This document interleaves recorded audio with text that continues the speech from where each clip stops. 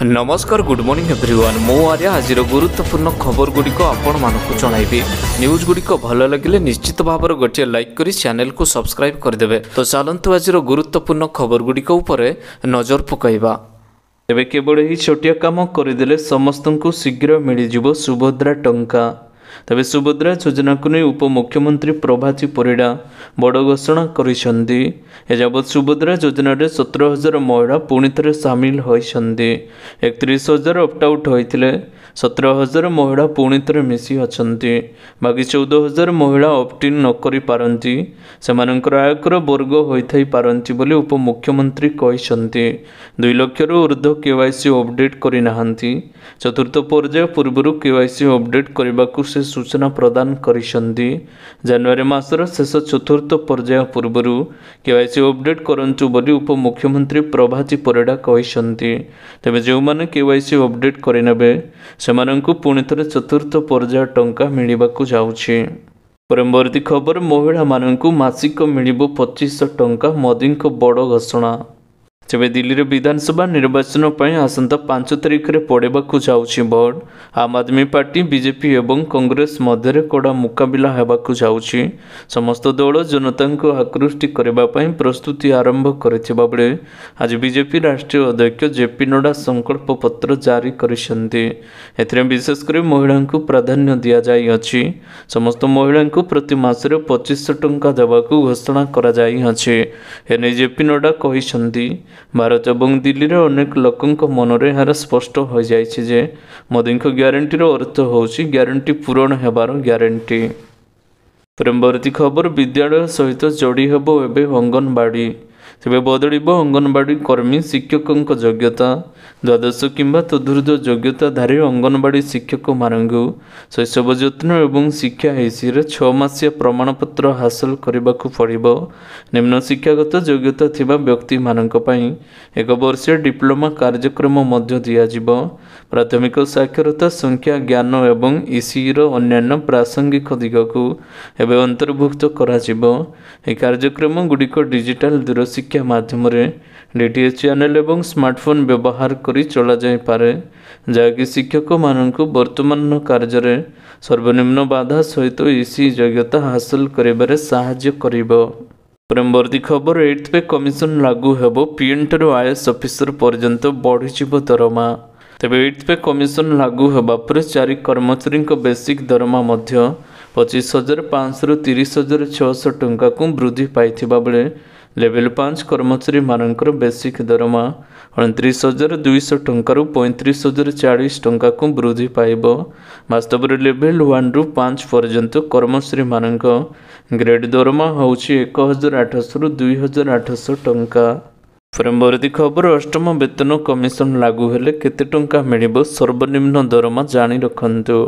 तेबे अष्टम वेतन कमिशन गठन घोषणा हेबा परे सरकारी कर्मचारी मानक दरमा केते बढ़िबो ताकू नै कल्पना जल्पना आरंभ हो जाइछि। वर्तमान केंद्र कर्मचारी एवं पेंशन भोगी माने सप्तम वेतन कमिशन आधार रे दरमा पाउछंती। 2016 जनवरी 1 रु कमिशन को सुपारिश लागू करा जायथिला। सेथिरे सर्वनिम्न मासिक दरमा 7,000 टंकार वृद्धि पाई 18,000 टंका हो जाई अछि। अष्टम वेतन कमिशन कर्मचारी सर्वनिम्न दरमा को 51,480 टंका को बढ़ाइबा लगी सुपारिश करि पारंती बोली विशेषज्ञ माने आकलन करिसेंती। परवर्ती खबर 4 दिन पई मिली परिबनी एचडीएफसी बैंक रो सर्विस। तेबे भारतर सबुठारु बड़ घरोई क्षेत्र में बैंक एचडीएफसी निज ग्राहक मानक पई एक सतर्क सूचना जारी करिछि। प्रकृति में एचडीएफसी बैंक रो अनेक सेवा 4 दिन पई ग्राहक मानक पई उपलब्ध हेबो नाही। बैंक अनुसार रक्षणाबेक्षण जोगु जनवरी 17, 18, 24 एवं 25 तारिख रे बैंक सेवा अस्थायी भाव में बंद रहिबो। ए पदक्षेप एक उत्तम बैंकिंग अभिज्ञता प्रदान करिबारे साहाय्य करिबो। एचडीएफसी बैंक सूचना देइछि जे 17 जनवरी रे फॉरेक्स प्रीपेड कार्ड सेवा उपरे सकाळ 2टा रु 5टा पर्यंत काम हेबो।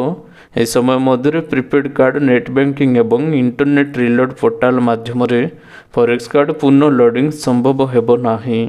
परवर्ती खबर एबे पान कार्ड रे 5,000 टंकार लोन। ତେବେ ଜରୁରୀକାଳୀନ ପରିସ୍ଥିତିରେ ତୁରନ୍ତ ଟଙ୍କାର ଆବଶ୍ୟକତା ଥିଲେ ପର୍ସନାଲ ଲୋନ୍ ଏହାର ଏକ ଉତ୍ତମ ବିକଳ୍ପ ହୋଇଥାଏ। ଏହି ଲୋନ୍ରେ ତୁରନ୍ତ ଟଙ୍କା ମିଳିବା ସହିତ ଲୋନ୍ ସୁଝିବାର ଅନେକ ବିକଳ୍ପ ମଧ୍ୟ ରହିଥାଏ।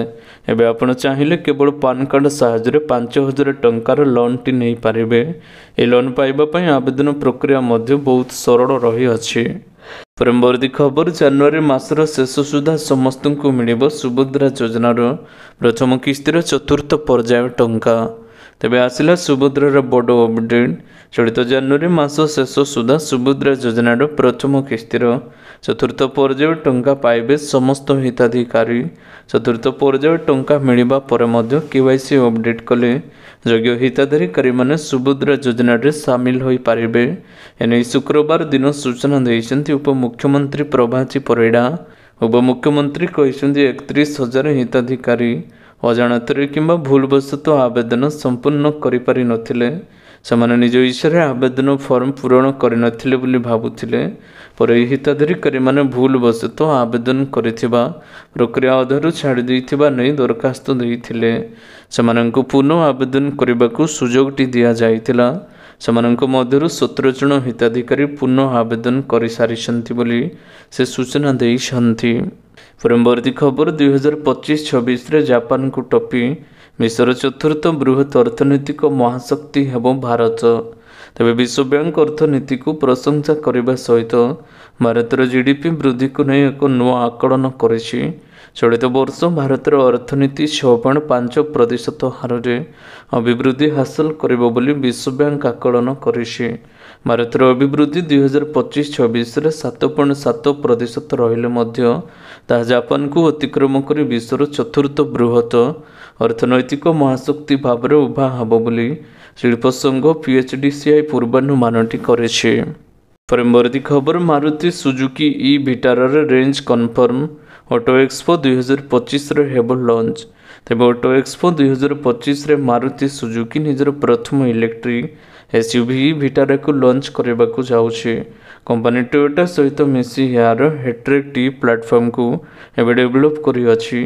ଇ-ଭିଟାରାରେ ଅନେକ ବ୍ୟାଟେରୀ ପ୍ୟାକ୍ ଅପସନ୍ ସହିତ ଏଲୋ-ହୁଇଲ୍ ଡ୍ରାଇଭ୍ ସିଷ୍ଟମ ପାଇବେ ବୋଲି ଆଶା କରାଯାଉଅଛି। ମାରୁତି ସୁଜୁକି ଇ-ଭିଟାରାରେ କେତେ ରେଞ୍ଜ ମିଳିବ ଏବଂ ଏହା କେଉଁ ଫିଚର ସହିତ ଲ୍ୟାସ୍ ରହିବ ଜାଣି ରଖନ୍ତୁ। ନିକଟରେ ଏକ ଟିଜର ରିଲିଜ୍ କରାଯାଇଥିଲା ଯେଉଁଥିରେ ଏହାର ବାହାର ଡିଜାଇନ୍ ଦେଖିବାକୁ ମିଳିଥିଲା। ଏଥିରେ ଟ୍ରାଇସ୍ଲାସ୍ LED ଡେ-ଟାଇମ୍ ରନିଂ ଲାଇଟ୍ ଏବଂ ମାରୁତି ସୁଜୁକି ଲୋଗୋ ଦେଖିବା ପାଇଁ ମିଳିଥିଲା। ପରବର୍ତ୍ତୀ ଖବର, ମାସ ଶେଷରେ ଏମାନଙ୍କୁ ମିଳିବନି ସୁଭଦ୍ରା ଟଙ୍କା, ନା କାଟିଦେବେ ସରକାର। ତେବେ ସୁଭଦ୍ରା ଯୋଜନାକୁ ନେଇ ବଡ଼ ଖବର ରହିଛି। ପୁଣି ମିଳିବ ସୁଭଦ୍ରା ଟଙ୍କା। ଏନେଇ ବଡ଼ ଘୋଷଣା କରିଛନ୍ତି ଉପମୁଖ୍ୟମନ୍ତ୍ରୀ ପ୍ରଭାତୀ ପରିଡ଼ା। ପ୍ରଥମ ପର୍ଯ୍ୟାୟରେ ସୁଭଦ୍ରା ଟଙ୍କାର ଚତୁର୍ଥ ବା ଶେଷ ପର୍ଯ୍ୟାୟ କିସ୍ତି କେବେ ଆସିବ ସେ ନେଇ ନିଜେ ଉପମୁଖ୍ୟମନ୍ତ୍ରୀ ପ୍ରଭାତୀ ପରିଡ଼ା ଘୋଷଣା କରିଛନ୍ତି। ଆସନ୍ତା ଜାନୁଆରୀ ମାସ ଶେଷ ସପ୍ତାହରେ ହିତାଧିକାରୀମାନଙ୍କୁ ମିଳିବ ପ୍ରଥମ କିସ୍ତିର ଚତୁର୍ଥ ପର୍ଯ୍ୟାୟ ଟଙ୍କା। ପରବର୍ତ୍ତୀ ଖବର, ଶିମିଳିପାଳ ଜଗିବେ ପୋଲିସ ଫୋର୍ସ। ତେବେ ଶୁକ୍ରବାରଠାରୁ ଶିମିଳିପାଳ ଜଗିବେ ପୋଲିସ ଫୋର୍ସ। ପ୍ରାଥମିକ ପର୍ଯ୍ୟାୟରେ ମୁତୟନ ହେବ ଏକ platoon police force joint task force ସହିତ ମିଶି ପେଟ୍ରୋଲିଂ ଏବଂ ଚଢ଼ାଉ କରିବେ ବୋଲି ମୟୂରଭଞ୍ଜ SOP ସୂଚନା ଦେଇଛନ୍ତି। ପରବର୍ତ୍ତୀ ପର୍ଯ୍ୟାୟରେ ଆବଶ୍ୟକତାକୁ ଦୃଷ୍ଟିରେ ରଖି ଅଧିକ ସଂଖ୍ୟକ ପୋଲିସ ମୁତୟନ କରାଯିବା ନେଇ ପଦକ୍ଷେପ ଗ୍ରହଣ କରାଯିବ ବୋଲି ମୟୂରଭଞ୍ଜ SP ପ୍ରକାଶ କରିଛନ୍ତି। ପରବର୍ତ୍ତୀ ଖବର, UIକୁ UPI ସମ୍ପ୍ରସାରଣ ପାଇଁ NPCI ଇଣ୍ଟରନ୍ୟାସନାଲ ଏବଂ ମାଗ୍ନାଟି ମଧ୍ୟରେ ସହଯୋଗିତା। ତେବେ ୟୁନିଫାଏଡ୍ ପେମେଣ୍ଟ ଇଣ୍ଟରଫେସ୍ UPIକୁ ମଧ୍ୟପ୍ରାଚ୍ୟରେ ସମ୍ପ୍ରସାରଣ କରିବା ପାଇଁ national payment corporation of India ଅନ୍ତର୍ଜାତୀୟ ଶାଖା NPI ଏବଂ ଇଣ୍ଟରନ୍ୟାସନାଲ ପେମେଣ୍ଟ ଲିମିଟେଡ୍ ପକ୍ଷରୁ UIର ମାଗ୍ନାଟି ପଏଣ୍ଟ ଅଫ୍ ସେଲ୍ ସହିତ ସହଯୋଗିତା ସ୍ଥାପନ କରାଯାଇଅଛି। ଏହି ସହଯୋଗିତାର ଲକ୍ଷ୍ୟ ହେଉଛି UIରେ QR କୋଡ୍ ଆଧାରିତ ମର୍ଚାଣ୍ଟ ପେମେଣ୍ଟ ନେଟୱାର୍କସର ସମ୍ପ୍ରସାରଣ କରିବା, ଯାହା ଜରିଆରେ ଅଧିକରୁ ଅଧିକ ବ୍ୟବସାୟୀ ଭାରତୀୟ ଭ୍ରମଣକାରୀଙ୍କଠାରୁ UPI ଜରିଆରେ ପେମେଣ୍ଟ ହାସଲ କରିପାରିବେ। UPIକୁ ବିଶ୍ୱର ସବୁଠାରୁ ସଫଳ ବାସ୍ତବ ସମୟ ପେମେଣ୍ଟ ବ୍ୟବସ୍ଥା କୁହାଯାଉଛି, ଯାହା 2024 ଡିସେମ୍ବର 16 ବିଲିୟନରୁ ଅଧିକ କାରବାରର ପ୍ରକ୍ରିୟାରଣ କରିଅଛି। ପରବର୍ତ୍ତୀ ଖବର, ଆନ୍ଧ୍ରପ୍ରଦେଶ ଶ୍ରୀହରିକୋଟାଠାରେ ଇସ୍ରୋର ତୃତୀୟ ଲଞ୍ଚ ପ୍ୟାଡ୍ ପ୍ରତିଷ୍ଠାକୁ କେନ୍ଦ୍ର କ୍ୟାବିନେଟ୍ର ମଞ୍ଜୁରୀ। ତେବେ ପ୍ରଧାନମନ୍ତ୍ରୀ ନରେନ୍ଦ୍ର ମୋଦିଙ୍କ ଅଧ୍ୟକ୍ଷତାରେ ଆଜି ଅନୁଷ୍ଠିତ କେନ୍ଦ୍ର କ୍ୟାବିନେଟ୍ ବୈଠକରେ ଆନ୍ଧ୍ରପ୍ରଦେଶର ଶ୍ରୀହରିକୋଟା ସ୍ଥିତ ଇସ୍ରୋର ସତୀଶ ଧୱନ ମହାକାଶ କେନ୍ଦ୍ରରେ ତୃତୀୟ ଲଞ୍ଚପ୍ୟାଡ୍ ପ୍ରତିଷ୍ଠା ପ୍ରସ୍ତାବକୁ ମଞ୍ଜୁର ମିଳିଛି। ଇସ୍ରୋର ପରବର୍ତ୍ତୀ ପିଢ଼ି ଉତ୍କ୍ଷେପଣ ଯାନ ପାଇଁ ଆନ୍ଧ୍ରପ୍ରଦେଶର ଶ୍ରୀହରିକୋଟାରେ ଉତ୍କ୍ଷେପଣ ଭିତ୍ତିଭୂମି ପ୍ରତିଷ୍ଠା ଉଦ୍ଦେଶ୍ୟରେ ତୃତୀୟ ଲଞ୍ଚପ୍ୟାଡ୍ ପ୍ରକଳ୍ପର ପରିକଳ୍ପନା କରାଯାଇଅଛି। ଶ୍ରୀହରିକୋଟାଠାରେ ଥିବା ଦ୍ୱିତୀୟ ଲଞ୍ଚପ୍ୟାଡ୍ ପାଇଁ ସହାୟକ ଲଞ୍ଚପ୍ୟାଡ୍ ଭାବରେ ଏହାକୁ ଉପଯୋଗ କରାଯିବ। ଏହା ଭବିଷ୍ୟତରେ ଭାରତୀୟ ମାନବ ମହାକାଶ ଉଡ଼ାଣ ଅଭିଯାନର ଉତ୍କ୍ଷେପଣ କ୍ଷମତାକୁ ମଧ୍ୟ ବୃଦ୍ଧି କରିବ। ପରବର୍ତ୍ତୀ ଖବର ବଢ଼ିଲା କନିଷ୍ଠ ଶିକ୍ଷକଙ୍କ ପାରିଶ୍ରମିକ, ଉପକୃତ ହେବେ 13,740 ଶିକ୍ଷକ। ତେବେ ରାଜ୍ୟ ସରକାରଙ୍କ ବଡ଼ ଘୋଷଣା, ସ୍କିମାଟିକ୍ କନିଷ୍ଠ ଶିକ୍ଷକଙ୍କ ପାରିଶ୍ରମିକ ବୃଦ୍ଧି କରାଯାଇଛି। ମାସିକ ପାରିଶ୍ରମିକ 11,000 ଟଙ୍କାରୁ 16,000 ଟଙ୍କାକୁ ବୃଦ୍ଧି କରାଯାଇଛି। ଉପକୃତ ହେବେ 13,740 ଶିକ୍ଷକ। ଏଥିପାଇଁ ରାଜ୍ୟ ସରକାର ବହନ କରିବେ ଅତିରିକ୍ତ 92 କୋଟି 15 ଲକ୍ଷ ଟଙ୍କା। ଏଥିସହିତ ଏହି ବର୍ଗର ଶିକ୍ଷକଙ୍କର ପିପିଏଫ୍ ପରିମାଣ ମଧ୍ୟ 1,443 ଟଙ୍କାରୁ 1,950 ଟଙ୍କାକୁ ବୃଦ୍ଧି କରାଯାଇଅଛି। ପରବର୍ତ୍ତୀ ଖବର, 2 ଦିନିଆ ଓଡ଼ିଶା ଗସ୍ତରେ ସିଙ୍ଗାପୁର ରାଷ୍ଟ୍ରପତି। ତେବେ ଆଜି 2 ଦିନିଆ ଓଡ଼ିଶା ଗସ୍ତରେ ଆସୁଛନ୍ତି ସିଙ୍ଗାପୁର ରାଷ୍ଟ୍ରପତି ସନ୍ମୁଗରତ୍ନମ୍। ଦିନ 11:45ରେ ଭୁବନେଶ୍ୱର ବିମାନ ବନ୍ଦରରେ ପହଞ୍ଚିବେ। ପରେ ଅପରାହ୍ନ 2ଟାରେ ମୁଖ୍ୟମନ୍ତ୍ରୀ ଭେଟିବା କାର୍ଯ୍ୟକ୍ରମ ରହିଛି। ଅପରାହ୍ନ 4ଟାରେ ବିଶ୍ୱ ଦକ୍ଷତା ବିକାଶ କେନ୍ଦ୍ର ରାଜ୍ୟରେ ସରକାରଙ୍କ ସହିତ ବୁଝାମଣାପତ୍ର ସ୍ୱାକ୍ଷରିତ କରିବା କାର୍ଯ୍ୟକ୍ରମ ରହିଛି। ଏଥିସହିତ ୱାର୍ଲଡ ସ୍କିଲ୍ ସେଣ୍ଟର ମଧ୍ୟ ବୁଲି ଦେଖିବେ ସିଙ୍ଗାପୁର ରାଷ୍ଟ୍ରପତି। ସେହିପରି ଆଜି ସେ ରଘୁରାଜପୁର ହେରିଟେଜ୍ ଭିଲେଜ୍ ବୁଲି ଦେଖିବେ। ପରେ କୋଣାର୍କ ସୂର୍ଯ୍ୟ ମନ୍ଦିର ପରିଦର୍ଶନ କରିବେ। ଅପରାହ୍ନରେ ଅନ୍ଧାରୁଆରେ ଥିବା ଭାରତ ବାୟୋଟେକ୍ର ଟିକା ପ୍ରସ୍ତୁତ କେନ୍ଦ୍ର ପରିଦର୍ଶନ କରି ଅଧିକାରୀମାନଙ୍କ ସହିତ ଆଲୋଚନା କରିବାର କାର୍ଯ୍ୟକ୍ରମ ରହିଛି। ପରବର୍ତ୍ତୀ ଖବର, ଚିଲିକାରେ ଆଜିଠାରୁ ପକ୍ଷୀ ଏବଂ 20ରେ ଡଲଫିନ୍ ଗଣନା ଏବଂ 21ଟି ଟିମ୍ ହୋଇଛି ଗଠନ। ତେବେ ଶୀତ ଅନୁଭୂତ ତଥା ପାଗ ଅନୁକୂଳ ରହିଥିବାରୁ ଏସିଆର ବୃହତ୍ତମ ଲବଣ ହ୍ରଦ ଚିଲିକାରେ ପ୍ରତିବର୍ଷ ପରି ଚଳିତ ବର୍ଷ ଲକ୍ଷାଧିକ ବିଦେଶାଗତ ପକ୍ଷୀ ସମେତ ସ୍ଥାନୀୟ ପକ୍ଷୀଙ୍କ ସମାଗମ ଦେଖିବାକୁ ମିଳିଛି। ଆଜି 18 ତାରିଖରେ ପକ୍ଷୀ ଏବଂ 20 ତାରିଖରେ ଡଲଫିନ୍ ଗଣନା ନେଇ ଗୁରୁବାର ଦିନ ଚନ୍ଦ୍ରାପୁଟସ୍ଥିତ ଆର୍ଦ୍ରଭୂମି ଅନୁସନ୍ଧାନ ଏବଂ ତାଲିମ କେନ୍ଦ୍ର ସିଡିଓ ସଭାଗୃହଠାରେ ପ୍ରେସ୍ ବିବୃତ୍ତିରେ ଚିଲିକା ବନ୍ୟପ୍ରାଣୀ ବନଖଣ୍ଡ ବିଭାଗ ପକ୍ଷରୁ ସୂଚନା ଦିଆଯାଇଅଛି। ଭୂସ୍ୱର୍ଗ ଚିଲିକାକୁ ଗତ ଅକ୍ଟୋବର ଶେଷ ସପ୍ତାହରୁ ବିଦେଶାଗତ ପକ୍ଷୀଙ୍କ ଆଗମନ ହୋଇଥିବା ବେଳେ ପୂର୍ବ ବର୍ଷ ପରି ଚଳିତ ବର୍ଷ ମଧ୍ୟ ପକ୍ଷୀ ଗଣନା କାର୍ଯ୍ୟ ସୁରୁଖୁରୁରେ ଚାଲିଅଛି। ପରବର୍ତ୍ତୀ ଖବର, ବିଜାପୁର ଜଙ୍ଗଲରେ ବଡ଼ ଧରଣର ଏନ୍କାଉଣ୍ଟର, 12 ମାଓବାଦୀ ନିପତ, ଗୁଳି ବିନିମୟ ଜାରି। ତେବେ ବିଜାପୁର ଜଙ୍ଗଲରେ ହୋଇଥିବା ଏନ୍କାଉଣ୍ଟରରେ ସୁରକ୍ଷା ବାହିନୀ 12 ଜଣ ନକ୍ସଲଙ୍କୁ ନିପାତ କରିଛି।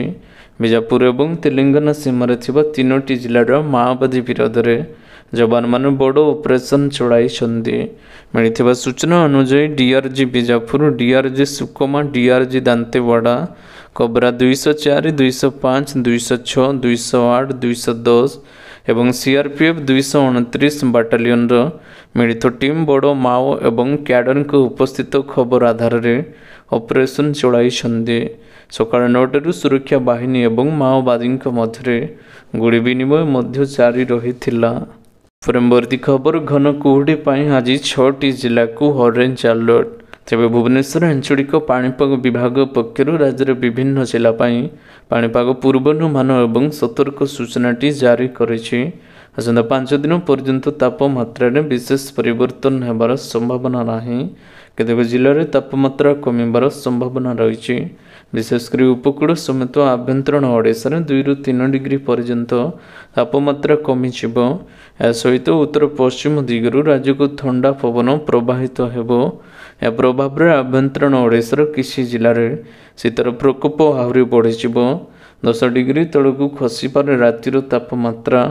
ସେହିପରି ଗଞ୍ଜାମ, ଗଜପତି, ପୁରୀ, ଖୋର୍ଦ୍ଧା, କଟକ, ଜଗତସିଂହପୁର, କେନ୍ଦ୍ରାପଡ଼ା, ଯାଜପୁର, ଢେଙ୍କାନାଳ ଏବଂ ଅନୁଗୁଳ ଜିଲ୍ଲାର 1 କିମ୍ବା 2ଟି ସ୍ଥାନରେ ଘନ କୁହୁଡ଼ି ହେବାର ସମ୍ଭାବନାଟି ଅଧିକ ରହିଛି। ତେବେ ଆଶା କରୁଛି ଆଜିର ଗୁରୁତ୍ୱପୂର୍ଣ୍ଣ ଖବର ଗୁଡ଼ିକ ଆପଣମାନଙ୍କୁ ନିଶ୍ଚିତ ଭାବରେ ଭଲ ଲାଗିଥିବ। ଯଦି ଭଲ ଲାଗିଥାଏ ଭିଡ଼ିଓକୁ ଗୋଟେ ଲାଇକ୍ କରନ୍ତୁ एवं चैनल को सब्सक्राइब करने बिल्कुल भी भूलंतु नहीं। आपको भल पाइबा शुरू वीडियो को शेयर करदेवे। पुणी देखा हब लेटेस्ट अपडेट रे। सेते पर्यंत विदाय नौछि। Vande Mataram. Take care. Bye bye.